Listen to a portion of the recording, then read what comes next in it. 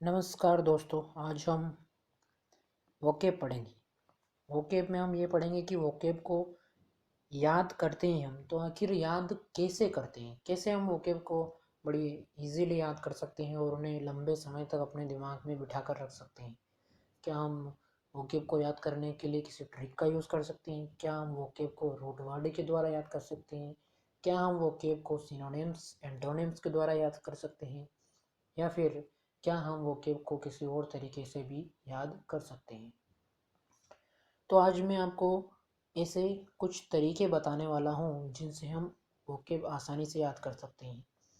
और इन तरीकों को जानने के साथ साथ आज हम किसी एक तरीके को आजमाएंगे भी और देखेंगे कि वो कितना वर्क करता है।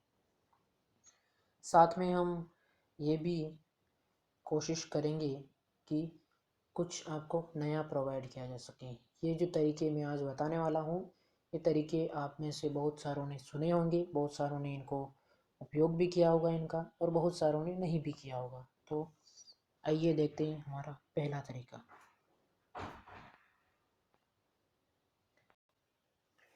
तो वोकेब को याद करने का हमारा जो पहला तरीका है वो ये है कि हम रूट वर्ड के द्वारा वोकेब को याद करें। कैसे याद करें हम? वो रूट वर्ड के द्वारा। रूट वर्ड यानी कि किसी एक वर्ड का मीन ले लिया और उस वर्ड के बारे में जान लिया। जैसे कि टेली वर्ड यहाँ पर दिया हुआ है, तो टेली का अर्थ होता है फार। फार यानी कि दूर, दूर की चीज़। तो टेली का अर्थ हुआ फार यानी कि दूर। यानी कि जैसे यहाँ पर वर्ड दे रखा है टेली, यानी कि दूर से आया हुआ ग्राफ, टेलीग्राफ।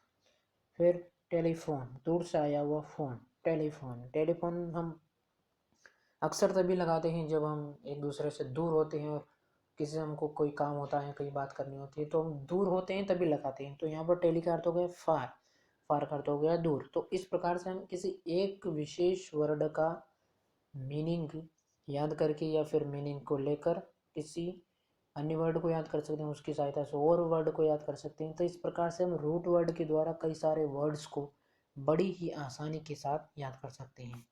ठीक है,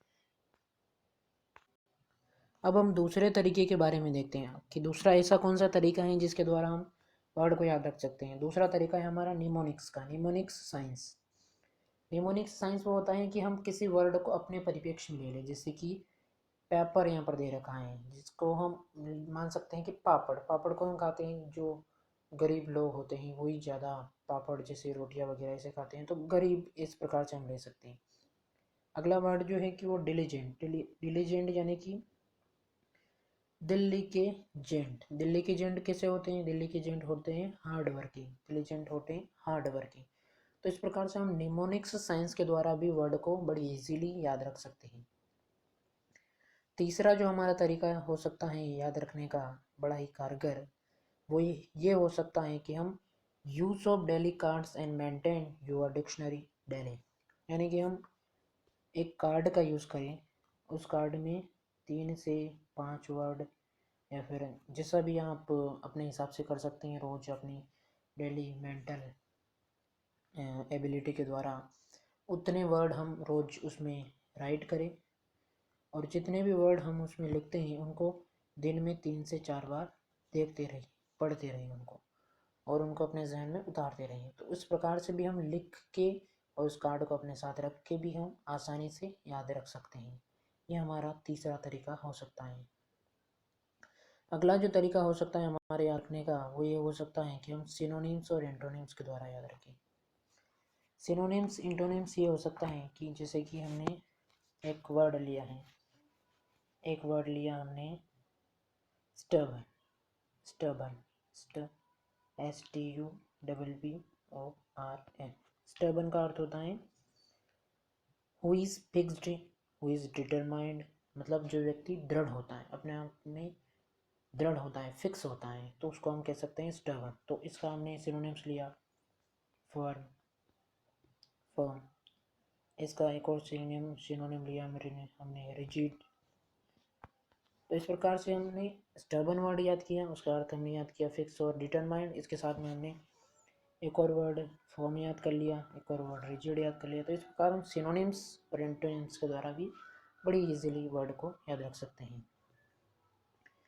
ठीक है, हमारा अगला तरीका हो सकता है learn word in all parts of speech. जैसे हम पार्ट ऑफ स्पीच से वर्ड को याद करें, जैसे कि डिलीजेंट वर्ड है, तो डिलीजेंट एक वर्ड हो गया, इसका क्या अर्थ हो गया, हार्ड वर्किंग। हार्ड वर्किंग यानी कि जो लोग हार्ड वर्किंग होते हैं उनके लिए हम डिलीजेंट का यूज़ करते हैं। तो उसका नाउन भी हम याद कर ले, साथ में उसका एडजेक्टिव भी याद कर ले। यहाँ पर अगर इसका एडजेक्टिव देखिए तो हम इसका एडजेक्टिव होगा डिलीजेंटली। एडजेक्टिव पहचानने की सीधी ट्रिक है I am. I am diligence, क्या ये हो सकता है? नहीं हो सकता। आई एम डिलीजेंटली, जी हाँ ये हो सकता है। तो इसका एडजेक्टिव क्या हुआ? इसका एडजेक्टिव क्या हुआ हमारे? डिलीजेंटली। अब हमको पहचानना है, एडजेक्टिव पहचान लिया हमने, अब हमको पहचानना है इसका नाउन। नाउन कैसे पहचाने? नाउन हम पहचान सकते हैं माय के द्वारा। माय के द्वारा हम नाउन ऐसे पहचान सकते हैं कि हम माय डिलीजेंसी, ये इसका नाउन हो जाएगा। ठीक है, तो माय के द्वारा हम नाउन को पहचान सकते हैं और आई एम के द्वारा हम एडजेक्टिव को पहचान सकते हैं। ये इनको पहचानने की ट्रिक है, नाउन और एडजेक्टिव को। अब आपके ये कन्फ्यूज़न भी आ सकता है कि नाउन को माय से पहचानते हैं या फिर एडजेक्टिव को पहचानते हैं माय से, या फिर एडजेक्टिव को माय से पहचानते हैं, या फिर आई एम से पहचानते हैं। तो इसको याद करने की भी ट्रिक आप आज ले ही लीजिए। इसको याद करने की ट्रिक ये है कि नाउन में पहला वर्ड आता है एन और माय में पहला वर्ड आता है एम। एम के बाद क्या आता है? एन। तो एम से माय और एन से नाउन। तो नाउन को हम कैसे पहचानेंगे? एन से, माय से। ठीक है, अब हमारा अगला आता है एडजेक्टिव। एडजेक्टिव में हम यूज़ करते हैं आई एम का। I M, A M. यहाँ पर देख लीजिए, यहाँ पर भी एडजेक्टिव में पहला वर्ड ए है और एम में भी पहला वर्ड ए ही है। तो जो ए वाले होंगे वो तो एडजेक्टिव होंगे। तो एडजेक्टिव को पहचानने की ट्रिक है आई एम और इसको याद रखने का ए वाला फॉर्मूला, और नाउन को पहचानने की ट्रिक है माय और इसको याद रखने का फॉर्मूला है एम वाला। ठीक है, आगे बढ़ते हैं हम। तो आगे आता है हमारे सिक्स्थ फॉर्मूला, कैसे हम याद रख सकते हैं।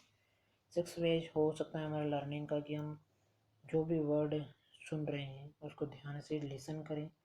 सिर्फ वर्ड को हियर नहीं करें, वर्ड को हम लिसन करें। लिसन में हम वर्ड को ध्यान से सुनते हैं, हियर में हम सिर्फ सुन लेते हैं। तो उसके बाद अगला जो हो सकता है हमारा राइट। जिस भी वर्ड को हमने सुना उसको हम राइट करें, लिखें। जिस भी वर्ड को हमने लिखा अब उसको हम फिर से रीड भी करें। तो इन तीन तरीक़ों से हम बड़ी इजीली किसी वर्ड को अपने जहन में आसानी से उतार सकते हैं। ये भी हमारा एक तरीका हो सकता है याद करने का। ठीक है, आगे बढ़ते हैं।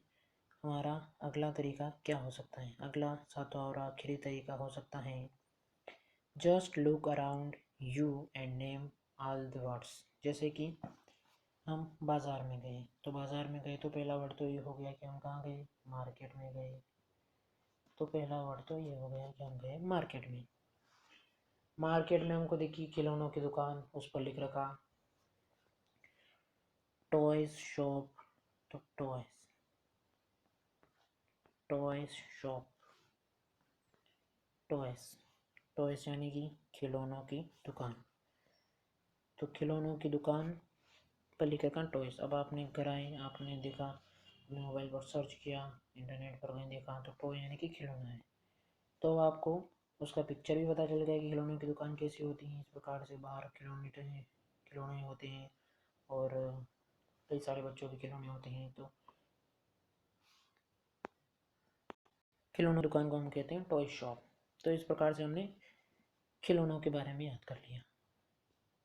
तो ये हमारे कुछ तरीके हो सकते हैं जिनसे हम वर्ड को बड़ी आसानी से याद रख सकते हैं। अब हम आज एक तरीका इसमें से आजमाने वाले हैं। पहला तरीका है हमारा आजमाने का आज हम एक तरीका आजमाएंगे, उसमें है हम सिनोनिम्स देखेंगे हम। तो हमारा वर्ड है स्टबन जो हमने देखा था उसके सिनोनिम्स भी हमने देखे थे, पर कुछ और सिनोनिम्स उसके हो सकते हैं, जैसे कि स्टबन, STUBB, एक मिनट,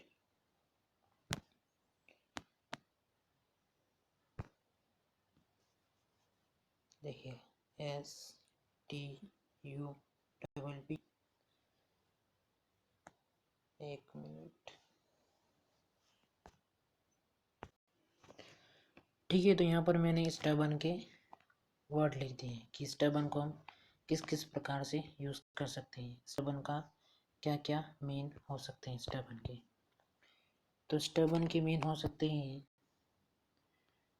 स्टबन का हम कह सकते हैं फर्म, जो हमने पहले भी देखा था। स्टबन को हम कह सकते हैं एडमेंट, स्टबन को हम कह सकते हैं रिजिड, स्टबन को हम कह सकते हैं ऑब्स्टिनेट, स्टबन को हम कह सकते हैं ऑब्ड्यूरेंट, स्टबन को हम कह सकते हैं म्यूलिश। FIRM firm, ADAMAND adamant, RIGID rigid, obstinate OBSTINAT, ऑब्ड्यूरेंट OBDURAT और MULISH म्यूलिश। अब इसको याद रखने की क्या ट्रिक हो सकती है हमारी, इसको याद रखने की ट्रिक हो सकती है कि हम लिखें एस, हम यहाँ पर लिखे एस, लिखे हम लिखे एस, फिर लिखे ए, फिर लिखे एफ, फिर लिखे आर, फिर लिखे O, फिर लिखे एम।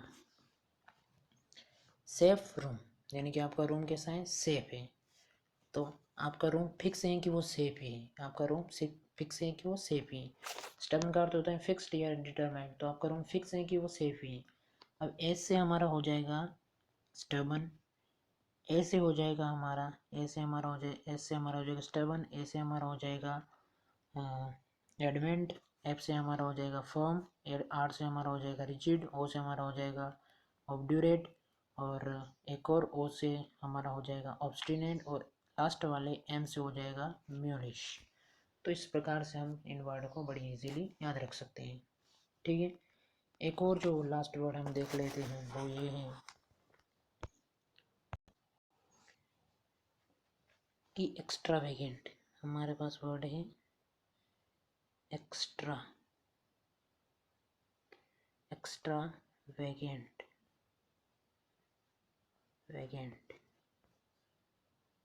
ठीक है, एक्स्ट्रावेगेंट। इसका अर्थ मैंने जो बताया था कि the person who spends too much money, इसका अर्थ ये होता है spends too much money, spends too much money,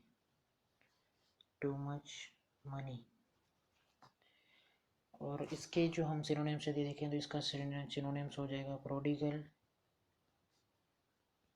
prodigal हो जाएगा। इसका सिनोनिम्स एक और हो जाएगा लैविश, और इसका एक और सिनोनिम्स हो जाएगा स्पेंडथ्रिफ्ट, SPENDTHRIFT,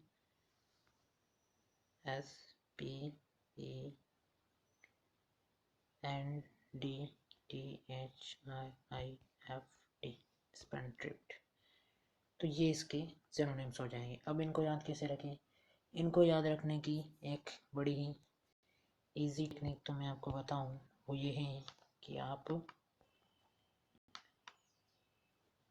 एक वर्ड लें एक्स्ट्रा PSL, वो एक्स्ट्रा यानी कि जो ज़रूरत से ज़्यादा पैसे खर्च करता है, तो यानी एक्स्ट्रा PSL ऐसे जैसे कि एक्स्ट्रा